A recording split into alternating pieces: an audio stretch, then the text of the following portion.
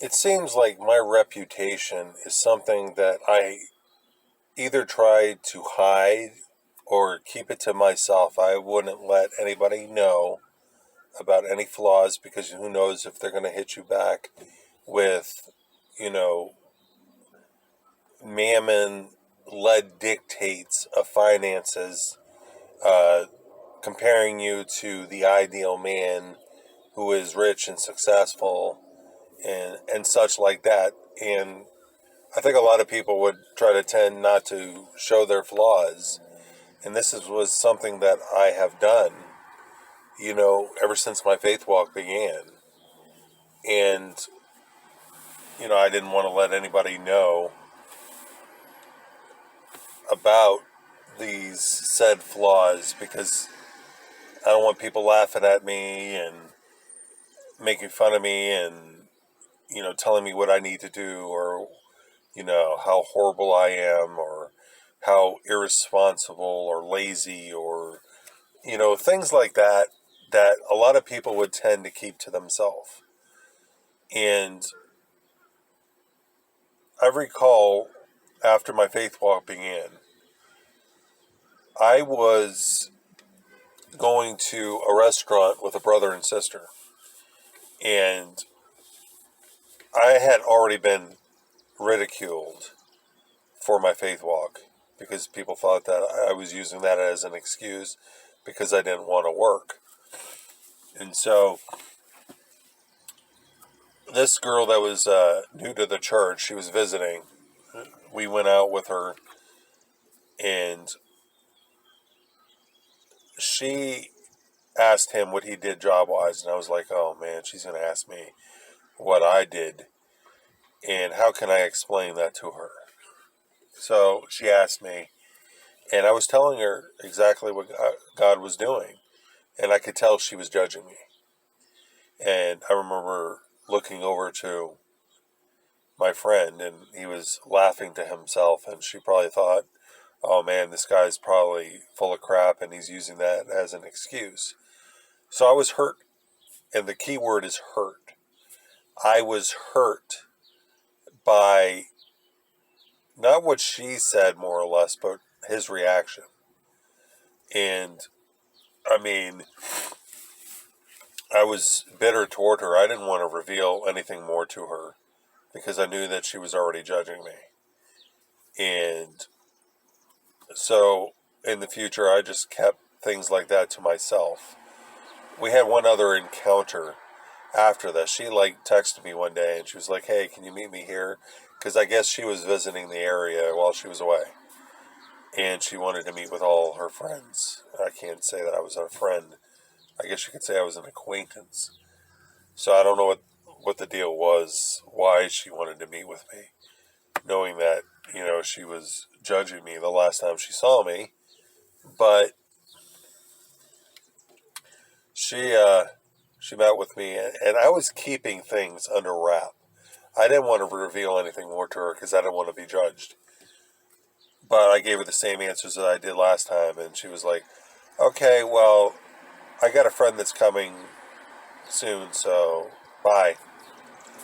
That was more or less the closing. So from that moment on, I was afraid of sharing anything more with her. I didn't want to. I didn't want to look foolish. I didn't want to look stupid. I didn't want to look lazy. And it seems like my response to my failures in the past was exactly that. And in the past, in a lot of videos that I've shared, I didn't want to share details because I didn't want to be judged. But I was looking up, well, actually, I will state, yeah, I was looking up this morning about how it said in Philippians 2:7 how we need to become like Jesus in the fact of that he made himself of no reputation. And this reputation is something that a lot of people would probably keep to themselves. They want, in this world, you have to have a good reputation financially. I mean, you gotta, and if you don't, then a lot of people would keep it to themselves. But people want a good reputation in this world. They want people to look at them great as, a hardworking person, or somebody that is godly, and somebody that doesn't have any flaws. They don't want to reveal any flaws because people will look down on them. But Jesus said we are to make ourselves of no reputation. And that's exactly what Jesus did. He was mocked. He said nothing. He let people do their judging. He was beaten. He was flogged. And then he was crucified. So what makes me think that I need to have a reputation? What makes me think that I need to hide my flaws so that I wouldn't be criticized by people, that I should care what people think of me? I shouldn't care what people think of me. I should put forth exactly my flaws and let people do their own judge. If they want to judge, then they need to be the ones that are accountable to God. If they're going to judge somebody, Scripture says, judge not unless you want to be judged, for the measure you use will also be measured to you. So I'm making it a point that I'm going to be open and share everything about my flaws. And that's what Paul did. He boasted of his weaknesses. So I'm going to boast of my weaknesses. And in this world, if you're not financially successful or whatever, you're weak. Whatever. I don't care what people may think of me in this world. Now, I'm not stating that all the mistakes that I made were good, but I am not going to hide, the fact that I need to have a reputation that is good. What I want is to live for God, and I'm going to make mistakes along the way, and I have made mistakes along the way. So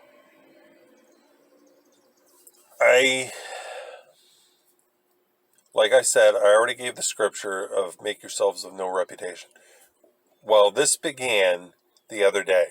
I was picking up the kids from school, and my wife gives me a call, and she says that a police officer, I assume, brought a summons to the door, and it was in my name for a debt that I had of a credit card.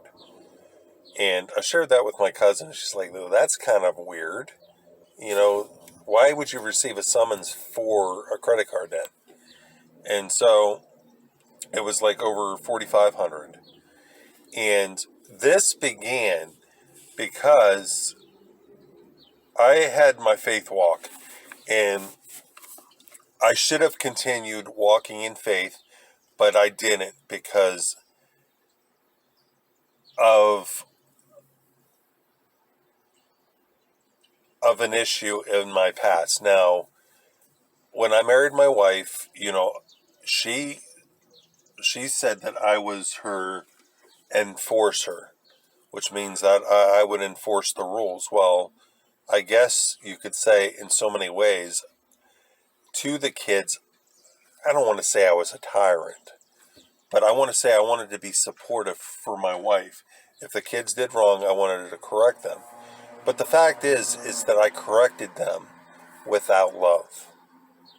And they got to the point of becoming disobedient toward me, talking back to me. And there was one night, the oldest, she wanted to go with her grandmother and her mom to the store, and they said no, and so she got all upset. And I mistakenly said to her that she was spoiled, and that set her off, and she started, you know, like, being disobedient. She refused to hear anything that I said. She went through the house, blah, blah, blah, I don't have to listen to you, blah, blah, blah, and it got the second oldest to go along with her laughing and stuff like that. And I felt at that moment that I had no control. And I was afraid of trying to bring correction. And how can I bring correction if she's not going to listen to me now? I can't be in authority anymore. My authority was taken away. And so I shared this with my wife, and I guess she didn't really listen to that. And she would dismiss it, I guess you could say. I don't know. I don't want to say she dismissed it, but I don't know what the deal was. But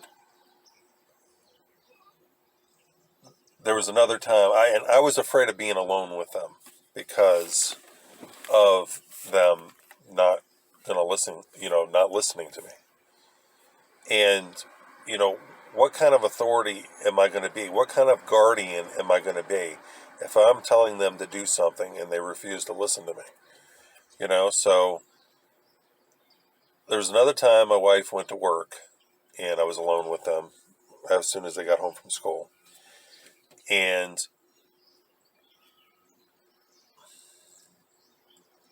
I asked them to do some kind of chore or whatever, and the oldest refused. And she was being really disobedient. So I thought at this moment, all right, my wife is not going to pay attention to what's going on. I'm going to record them so that she would believe me. So without them knowing, I recorded exactly the conversation and exactly what they said. I don't remember now. That has been long deleted. But they were being disobedient and they were talking back. And then the second oldest was saying, let's just do it. And the oldest was like, no, I'm not going to do it, and stuff like that. So this was all caught on the recording. So my wife got home that evening, and I played it for her, and she was angry. She went up to the stairs with my phone, and she was playing that, and she rebuked them. But still, after this, I was afraid of being alone with them because my authority was gone. And to this day, I still feel as though that I don't have any authority to correct. And so I was still in my faith walk up until this moment. And I was afraid of being alone with them on Thursdays because that was when my wife worked late. And so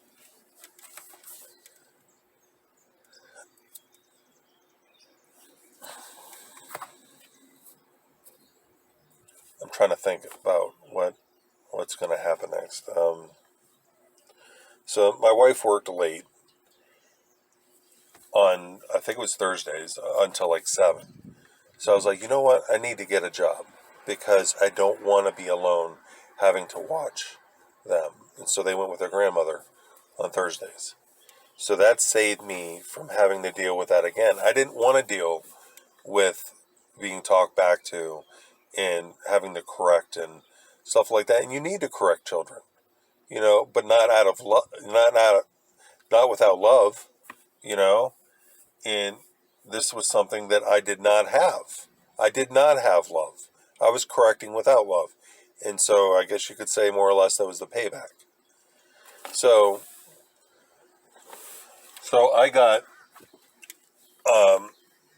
I started working for Domino's, and so that saved me from having to be alone with them. And around that time, after I got the job, I went to Best Buy, and I wanted to get a laptop because I needed a new one to work on my book. And so they were like, "Hey, would you like to, sign up for a credit card?" And I was like, "I don't think I'll be able to get one because I had one in the past, and I couldn't pay it." And so they they just put it through, and they said you were approved. Do you want to put your laptop on the new credit card? And I should have said no. I should have said no, but I didn't, and it was put on there, and that was a bill I had to pay back. And I am irresponsible in the fact that when I want something, I want it now. So I made all these different purchases, and as soon as I knew, it was an absorbent amount that I had to pay, but I paid it each month. With this Domino's job, I paid it each month, but it was a job I should have never had. I should have never had this kind of financial burden on me. I should have been free from it. I should have continued walking in faith, but I didn't. I've relied on my sources. I wanted money for myself. I wanted to be able to get things. I was tired of relying on other people, for things that I wanted. And with this job, I could have got things I wanted. But why couldn't I continue on in faith? Ask God for something that I wanted and wait for it. And even if I don't get it, whatever. But I didn't do that. So I paid this credit card every month, and I did fine with that. But then the the place I was working at, Domino's, it was getting hard. I mean, the assistant manager that used to be a driver was like being harsh and critical with me, and I felt like people were talking about me. And I loved the workers that were there, you know. But I noticed that the manager had taken me off Facebook, off her friends list, and I'm like, why is this? Unless, of course, they were talking about me. And so I didn't want to go in, so I never showed up for the job. I should have said I quit, but I didn't. I didn't want to deal with that. So I I ended up quitting the job. They were probably pissed off at me, whatever. But I had this credit card bill, so I called them to see if there was some way that I can pause payments until I got another job, and they didn't give me any leeway whatsoever. So I was like, well, there's nothing I can do now. So they closed the card, and I had this bill for a few years, and I guess there were reminders through the mail that I needed to pay it. And all of a sudden, the day before yesterday, I get this summons stating that I have a court date on September 29th. So I can't say that I was really upset about it, but I was thinking in the flesh of what I needed to do to take care of it. Because, of course, I don't want my wife dealing with that. And so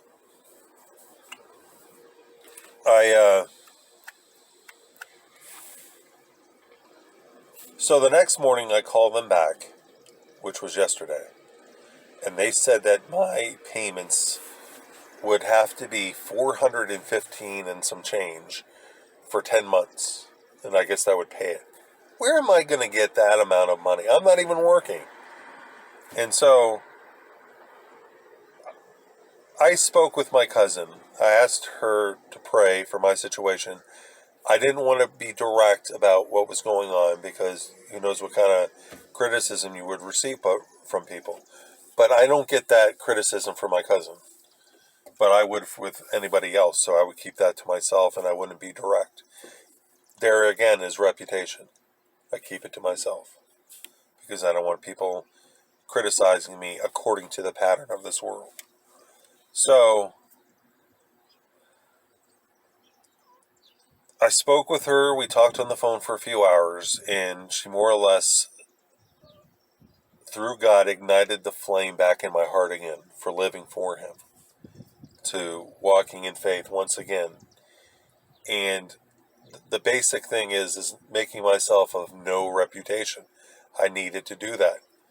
And there are instances in my heart in which God has to deal with, regarding my reputation. And I had a dream this morning, and in the dream, my oldest daughter and my wife were sitting at the table with me, and they were ganging up against me about something, and it made me mad.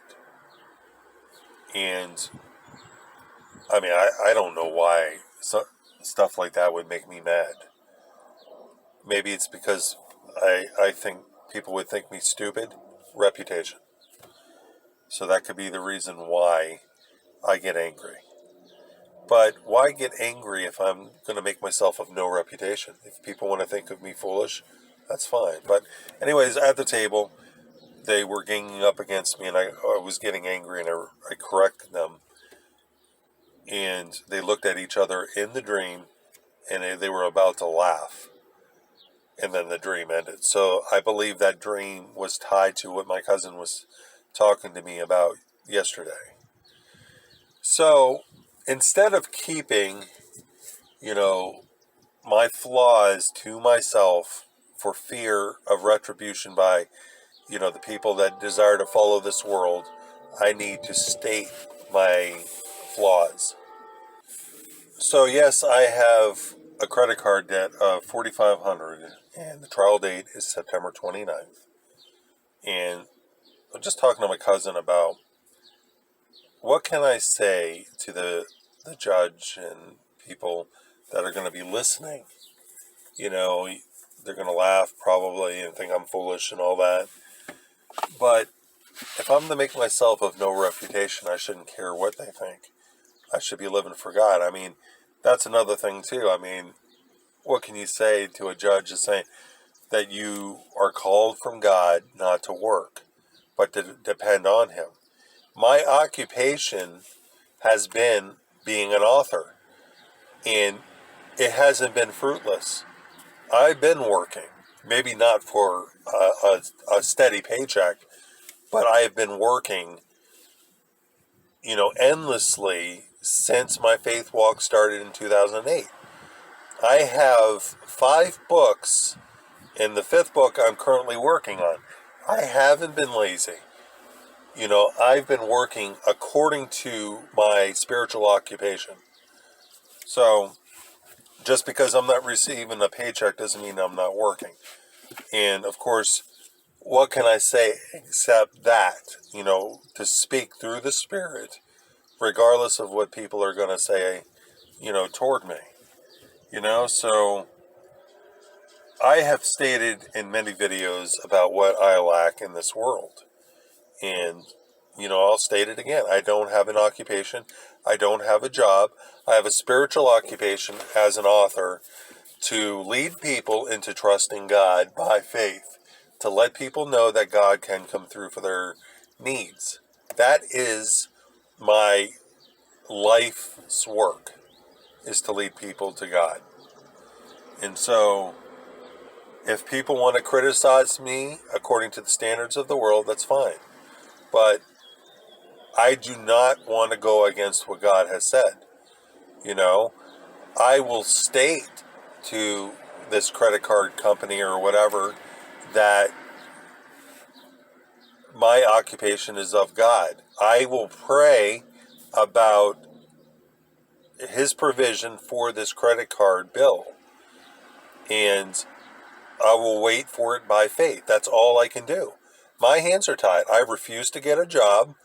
I don't care what people think of me, because I want to do what God wants me to do. He wants me to wait by faith.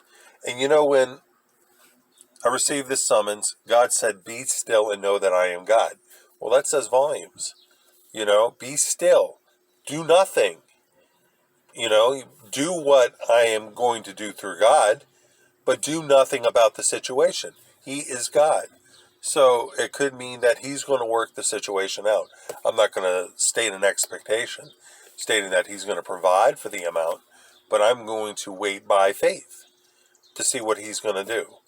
Who knows what He can do? And I'm not going to state what He could possibly do, because that would be an expectation in itself. But I'm just going to wait and be still. And the last time God told me, "Be still and know that I am God," was when my car broke down on the road and I had no way to get it back to the house. And so I called a brother to see if he could pick us up. And God was working behind the scenes, and he called another brother. He said, "You want the opportunity of, living out, your Christian walk? Well, help this brother here." And this other brother was somebody that was following the financially successful mentality in this world and would be openly criticizing somebody. So this brother paid to get my car home. And so I called the mechanic the next day, and